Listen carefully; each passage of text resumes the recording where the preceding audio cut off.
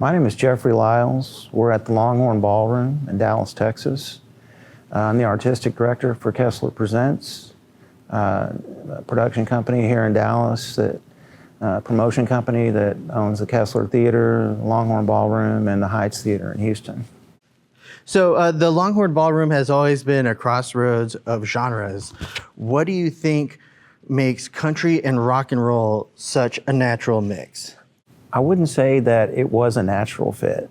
What happened was when the Sex Pistols did their first American tour, their manager, Malcolm McLaren,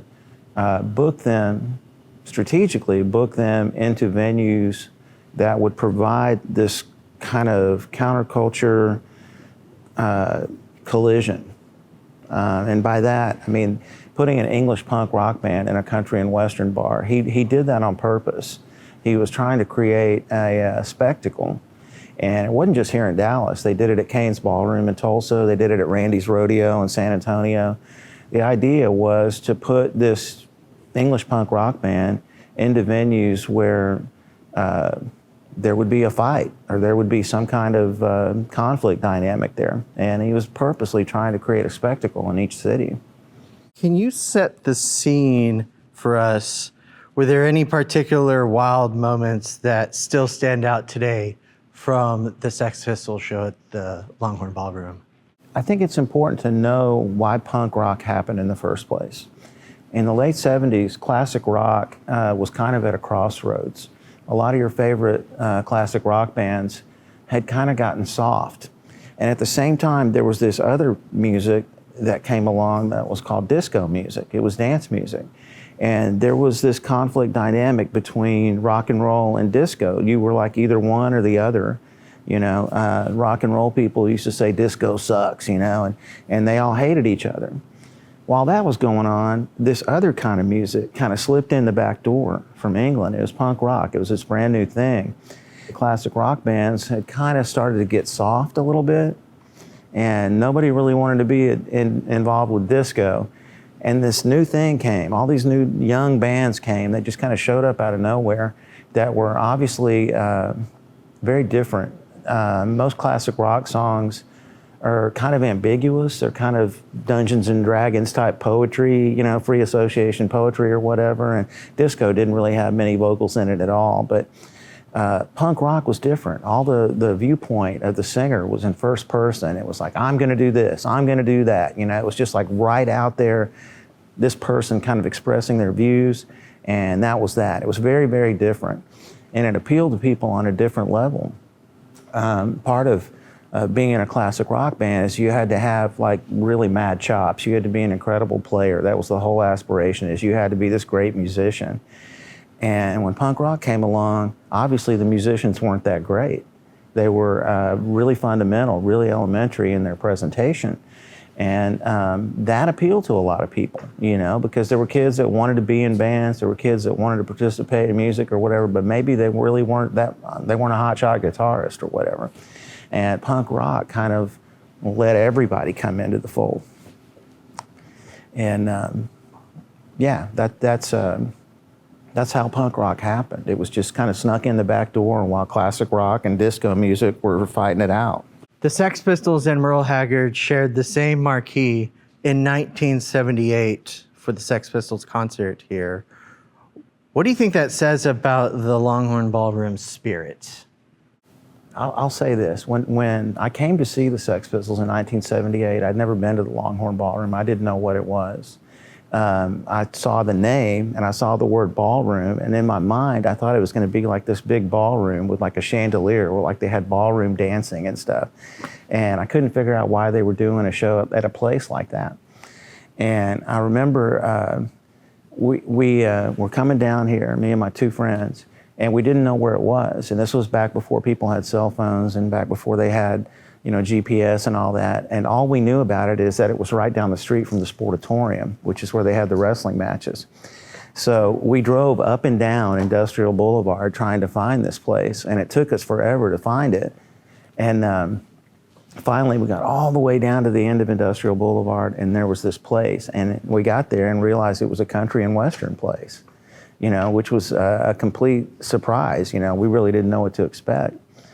And we got in here, and there were some guys at the front door who were obviously kind of country guys, outlaw country looking guys with long hair or whatever. And they were the security staff or whatever, and they were just letting everybody in. You know, they were curious about these kind of weird people that were dressed differently and just definitely carrying themselves in a different way. And yeah, I mean, seeing Merle Haggard's name on the marquee, you know, it was kind of like, are you kidding? The Sex Pistols are playing the same place as Merle Haggard. And all I knew about Merle Haggard is he was a guy that I'd seen on Hee Haw, you know, and I couldn't imagine why the Sex Pistols were playing in this place that was like something you'd see on Hee Haw. That's a perspective I wasn't ready to hear yet, but that's great. So old school country and punk rock, both at times have a rebellious streak. Do you see similarities between the two cultures? Yeah, absolutely. I mean, the country artists that played here were traditionally what are called outlaw country artists, guys like Willie Nelson and Waylon Jennings, and people that aren't really accepted by Nashville country. They were long-haired, kind of hippie guys, you know. They were counterculture revolutionaries in their own right. What's the Longhorn Ballroom's role in keeping both country and rock and roll alive today? Well, in this day and age, you're seeing a lot of cross-pollination from different music styles. And it's really not that unusual for a venue like the Longhorn Ballroom to have styles of music from all across the spectrum. You know, you have rock and roll bands, you have punk rock bands, you have country bands. People, their tastes in music have broadened considerably over the years. It really isn't that much of a reach for a punk rock band to be playing at a place where outlaw country artists play. Not in 2025, it's not, but back in 1978, it certainly was. So let's talk about the show here a little bit more. How does the Sex Pistols show here at the Longhorn Ballroom represent the Dallas music history? It's important to recognize that the Sex Pistols weren't the only punk rock band that played at the Longhorn Ballroom. Over the years, the Ramones played here, Patti Smith played here, TSOL, Red Hot Chili Peppers, when they first came out, they were a punk rock band. It's not really that unusual, to tell you the truth. We're happy to do it. We're glad to be able to create like this space for cross-pollination of different, or cross-pollination of different kinds of music. But yeah, I mean, well, we're happy to do it. I mean, in this day and age, in 2025, it's not really that unusual for people to like different styles of music. Back during the late 70s or whatever, you were into your thing, whether it was classic rock or whether it was disco or whether it was country. And now, with Spotify and all the various ways that people can get music, they get exposed to all these different styles of music. They get exposed to all these different cultures. And it's not unusual to see these different styles of music blend. I mean, honestly, my favorite show that ever happened here at the Longhorn Ballroom wasn't a punk rock show, wasn't a country show. It was a Nigerian artist named Fela Kuti. Fela Kuti was like the Nigerian Miles Davis. He did a show here in 1986. This entire place was just filled with Nigerian people. And it was an awakening for me. I didn't realize we had that many Nigerian people in Dallas. And the beautiful clothes and beautiful music, and it was just, it was international, it was world music. And again, you know, that's not the kind of thing you would expect to see in a country and western bar, but it was an extraordinary experience. Some people say the Sex Pistols show at the Longhorn Ballroom started punk rock in Texas. Do you think it had a long-term impact like that for the Texas scene in Dallas? When the Sex Pistols played here in 1978, the punk rock community in Dallas was very, very small. It existed. It wasn't non-existent. It was here. But it was roughly about 250 people, maybe 250, 300 people. There were maybe one or two smaller little punk rock places around town. And I was still in high school at the time. I was in 11th grade. And there were maybe a half dozen kids at my high school who knew what punk rock was. And so it was still a brand new thing. And it wasn't just the Sex Pistols either. The Ramones played here. When the Ramones played here, their show was actually much tighter and much more intense than the Sex Pistols show was. and you had two different bands that were kind of leading the way in punk rock. The Sex Pistols were from England, and the Ramones were from America. So you had two different kind of cultures filtering this punk rock experience. Let's talk about the Longhorn Ballroom's history and legacy. What makes this venue so special? The Longhorn Ballroom, obviously, it's in Texas, so you've got this Texas culture. You've got this appreciation of country music and outlaw country, and to create a space that acknowledges that heritage, but also embraces new and different styles of music from all over the world. I think that's pretty incredible. And it was definitely incredible in 1978. I mean, it was unheard of. Why do you think the Longhorn Ballroom has remained such an important institution in Texas music history? I think the thing that is most endangers popular music and live music in general is gentrification. Real estate tends to drive what buildings exist, manage to survive or not. And seeing how the Longhorn has been here since the 50s, that in and of itself is an extraordinary feat. It sits kind of a little bit away from downtown Dallas, so it's on its own little island. And that in and of itself helps it succeed. It helps it survive. You know, a lot of these other, every major metropolitan area has an entertainment district, you know, where they start off with all these musicians and artists and creatives creating a space there and beginning to have a community, an art community. And then ultimately real estate people move in and kind of squeeze them out. And the Longhorn being situated a little bit south of downtown Dallas or whatever, we don't really have that breathing down our neck. You know, we can exist and we're in our own space. Let's talk about the present and the future of the Longhorn. When did the Longhorn Ballroom reopen, and what has the response been from the Dallas music community since reopening? The response to the reopening of the Longhorn Ballroom has been pretty interesting. You had these old timers who used to hang out here in the 70s or whatever. A lot of them, oh, I met my wife there or whatever. You know, it was a place where they would come to country dance and, you know, hang out. And I can remember it was filled with like wooden chairs, and there were fights, and there were people gambling in the bathroom, and it was just crazy. It was kind of like the Wild West or whatever. The new version of the Longhorn's a little different. The people who come here have a much different take on things. Before, they were going out for a night on the town, you know, they were going out to dance and drink and have fun or whatever. And now the folks that come in here, it's almost like a museum experience for them. They come in here and they're very cordial. They're just nice. They're respectful of the space. And that's really unique. I really love that. What role does the Longhorn Ballroom in today's Dallas music scene? Okay, the Longhorn Ballroom is different in the respect that it doesn't really have a corporate angle. Most of the venues in Dallas have some kind of corporate branding or some kind of corporate mentality or whatever, and this place exists in a much different space. It's still very independent. Independent venues have a really rough go of it these days, and to be able to have this place open and make a commitment to an independent approach, it's fantastic. It's totally special.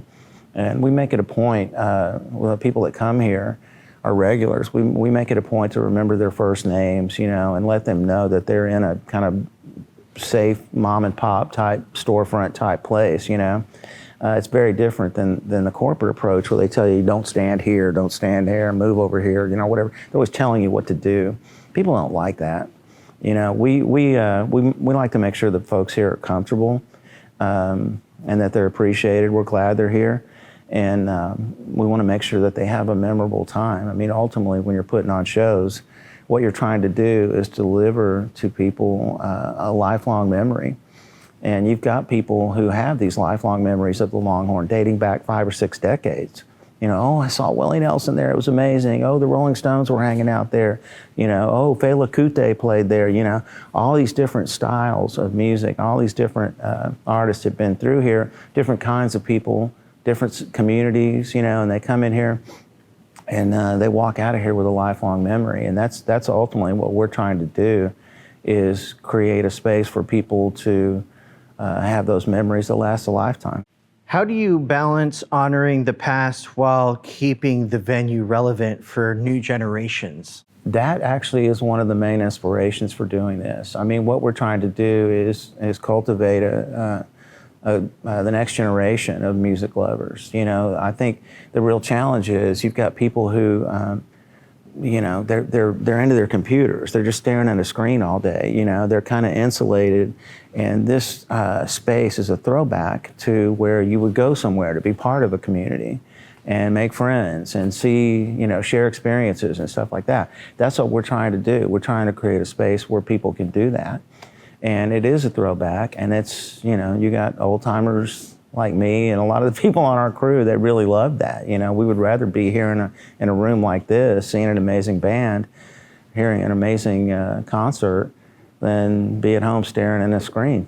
Let's talk about the Punks and Pokes exhibit. Can you tell us about the Punks and Pokes event and what it means for the Longhorns' 75th anniversary celebration? Punks and Pokes is an effort to pay homage to the cross-pollination of the two different styles of music that happened at the Longhorn at that particular time. 1100 Springs is a local country band. They've been around for years. Matt Hillier's an extraordinary front person. And then Bowling for Soup is also a Dallas punk rock band that, you know, has taken their music to the rest of the world. They're huge in England, huge in Europe.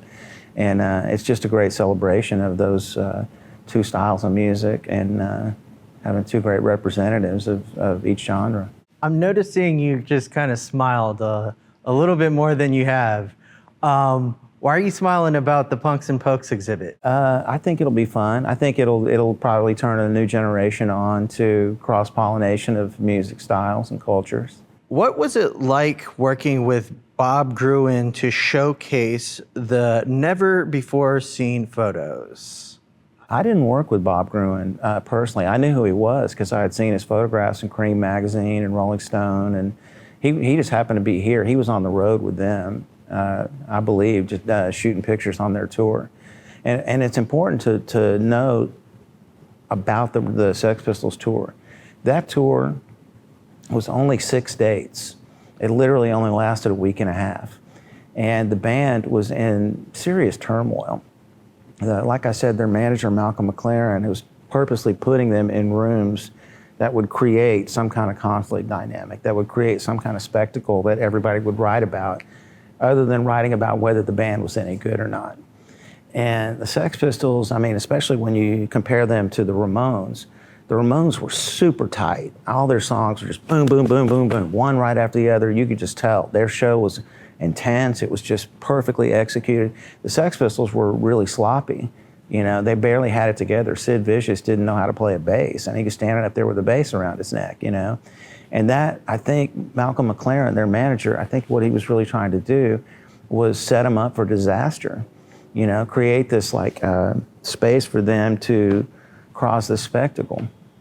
And it's important to know about the subject matter, the material that they were talking about. The first time I heard the Sex Pistols, and I know this is true for a lot of people, the first time I heard the Sex Pistols, I was in 11th grade. Okay, I had never heard words like anarchy.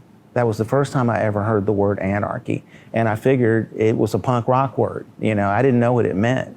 I had never heard of the term fascist regime. You know, what is a fascist regime? I had no idea what he was talking about then. And when he was singing anarchy in the UK, I didn't even know that the UK was England. You know, there were all these different things that they were talking about. They had a song on the album called Bodies, which was about abortion. I didn't know what an abortion was. You know, they didn't teach that stuff in the Richardson Independent School District. They had a song called Holidays in the Sun, which was about the Holocaust. It was about Germany and the fascist regime in Germany. They didn't teach that stuff in Richardson. So this album, when this album came out, they're singing about all these things that a lot of kids my age had no idea what they were even talking about. The Ramones records, on the other hand, were like Beat on the Brat with a baseball bat. You know, Sheena is a punk rocker. You know, there were much more kind of almost rock and roll high school type of you know, take on things. It wasn't about politics, you know. And the Sex Pistols record was about English politics, and specifically like God Save the Queen. I didn't know what a monarchy was. I didn't know why the Queen was important. You know, why were they singing about all this stuff? And I figured that all of this subject matter had something to do with punk rock, somehow or another. I didn't know what. I didn't know why they would be motivated to be so overtly political or whatever. And being, 16 years old, I wasn't political yet. I wasn't even old enough to vote or drink, But you had all of these songs about these topics that were completely alien, completely foreign to American kids. And so by putting a band like the Sex Pistols in a room that's like a country and western room, that's what their manager was trying to do, was just create this intense culture clash. Let's back up. What is Punks and Pokes? Punks and Pokes is a cross-pollination of two different styles of music. You see the photographs all the time of the marquee out front that had the Sex Pistols and Merle Haggard on it. People saw that, and some people thought that they played together. They were that they were somehow affiliated with one another. I mean, that definitely was not the case. You wouldn't see the Sex Pistols on Hee Haw. That just wouldn't happen. But within this space, it did happen over the course of a week. Punks and Pokes has a new photo exhibit. What is the new photo exhibit? New photo exhibit about Punks and Pokes is basically a lot of Bob Gruen's photographs of the Sex Pistols show here in '78. Bob was a legendary rock photographer whose material, his photographs appeared in Rolling Stone, Cream magazine, Circus magazine. He was one of the great rock photographers in the late '70s, early '80s. And I think a lot of photographers at the time recognized that punk was going to be extremely visual. A lot of classic rock bands, which is what they were used to taking pictures of, their thing was more about elaborate staging and all that, and punk rock was more about attitude and more about what the people look like. What is unique about the photos in the Punks and Pokes exhibit? Bob Gruen's photographs captured a moment in time. It was a transitional moment for popular music to begin with. I mean, like I said before, classic rock was kind of fading out and disco music was happening, but then this other thing came along that was this spectacle.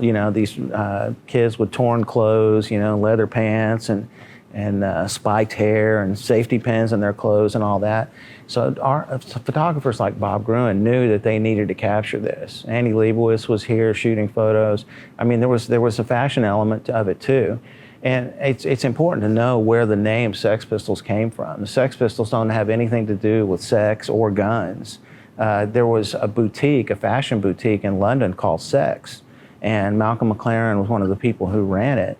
And the Sex Pistols band was an extension of that clothing store. It was a fashion statement. And, the idea was to bring that fashion culture to America. And it was, in a lot of ways, it was kind of taking down haute couture and more high-end fashion stuff. It was the direct antithesis of that. And that was the fashion statement in and of itself. And Bob Gruen and Annie Leibovitz and people like that, they wanted to make sure that was well documented. It was new to America. Bob had a collection of probably at least 150 photos that were, part of his personal collection that he had never released to the public. There are new photos in the Punks and Pokes exhibit. Why is it important to show these? I don't know if it's important. Important is not really the right word. It's interesting. I mean, that's what it really is a snapshot in time. It shows how this creative culture clash happened in real time in the '70s. I don't know that we'll ever see something like that again, to tell you the truth. I mean, now fashion and culture is so broad, it's so cross-pollinated now that that's an everyday thing. But back then, it was shocking, There's a few that have never been seen before, correct? Yeah. How would you say that? Okay, in the late '70s, concert photography was a very different thing. It's not like today where everybody has a camera in their pocket. Everybody's taking pictures of everything. Back then, if you were a kid who had a camera and you wanted to shoot a picture at a show, you had to sneak your camera in the show. And you had to risk that they would take it away from you if they caught you shooting photographs. So concert photography in and of itself wasn't that prevalent. There were a handful of people who did it, who were professionals. And, back then, photography itself was very different. You You didn't shoot your picture and look at it, oh, there it is. You know, you went to the dark room and sat there and developed all your photos. And photographers in their post-production process typically would set aside images that they didn't want the public to see. You know, you're sitting here in your dark room, hours and hours and hours of developing photographs, and you think, oh, that looks good. You know, after you've been in there 3 or 4 hours, things start to appear a little bit differently. They affect you on a different emotional level. So you think, oh, I'm just going to set that aside. I may not ever show it to anybody. And every darkroom photographer from the 70s and 80s all has a ton of photographs that the public has never seen before. And I think as time passes, the subject matter changes, the importance of the subject matter changes. So maybe a photograph that you wouldn't have shown to the public in 1978 has a different relevance now. You know, it has a different context. And so Bob Gruen, like any other photographer, has a ton of photos that the public has never seen. That's just, you know, that's the simple fact. That's the way it is, you know. So now that this much time has passed, and now that punk rock has changed, culture has changed, venues have changed, the one thing that has stayed the same is the Longhorn Ballroom. So you have these photographs from the Longhorn Ballroom from that era that the public had never seen before. And now within the context of this building being reopened and punk rock having a more of a historical significance or whatever, it's, you know, that's why we're lucky to have the photographs that he had never shown anybody. Can you tell me about the concert this weekend? What's it called and why are you doing it? The event that we're having this weekend is Punks and Pokes. It's one punk rock band, the Bowling for Soup, and then a country and western band, 1100 Springs, both of whom are Dallas favorites. I mean, the people in Dallas have loved them. Both of them are original bands that have taken their music all over the world. And the idea is to celebrate that cross-pollination of different music styles. Give me one thing you love about each band, Bowling for Soup and 1100 Springs. 1100 Springs is more of a traditionalist country band. I mean, you can tell Matt Hillier has an appreciation for the older outlaw country guys.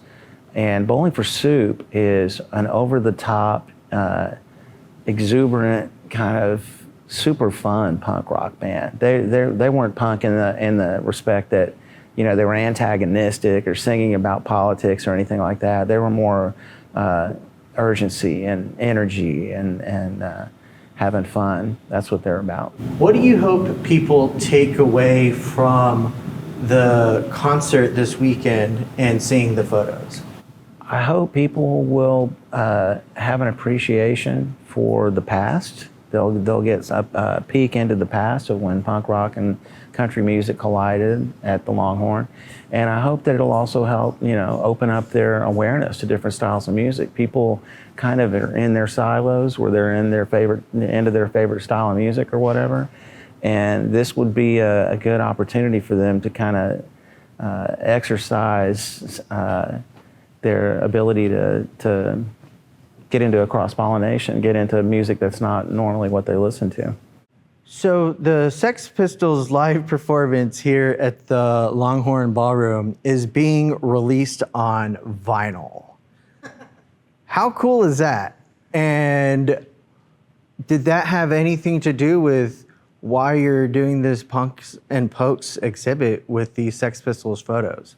I think the release of the Sex Pistols record, the live record that was recorded here, that was coincidental. It was like kind of a happy coincidence. It was serendipity, I would say. The recording of that night can't be that good. In 1978, they really didn't have mobile recording technology, so people shouldn't really buy that record expecting it to sound like this amazing document of that night. The band themselves were pretty sloppy, and I can't imagine that the sound quality on it's very good. That said, there's going to be a lot of people that want to buy that record because it's a keepsake. You know, a lot of people will probably buy that record and never even take the shrink wrap off of it. They'll put it in a frame and put it on the wall. You know, that document of that night is going to be the most important thing. Most people don't even have record players anymore. I do. I do too, but most people don't. Last question for this scene. Why is Punks and Pokes important for the community? Important to the community? Punks and Pokes is important to the community because it there's a fundraising aspect to it. It's a benefit, and it's also an awareness thing. Honestly, as a promoter, as somebody that's done music promotions for 40 years or whatever, I don't always really think of it that way. If that thing happens along the way, I love that. If something other than just the show happens and it has an effect or some kind of impact outside the venue, outside the event itself, that's a beautiful thing. But that's not really why I do it. I mean, what I'm trying to do is just create a moment in time, a memory, or something that people will love forever.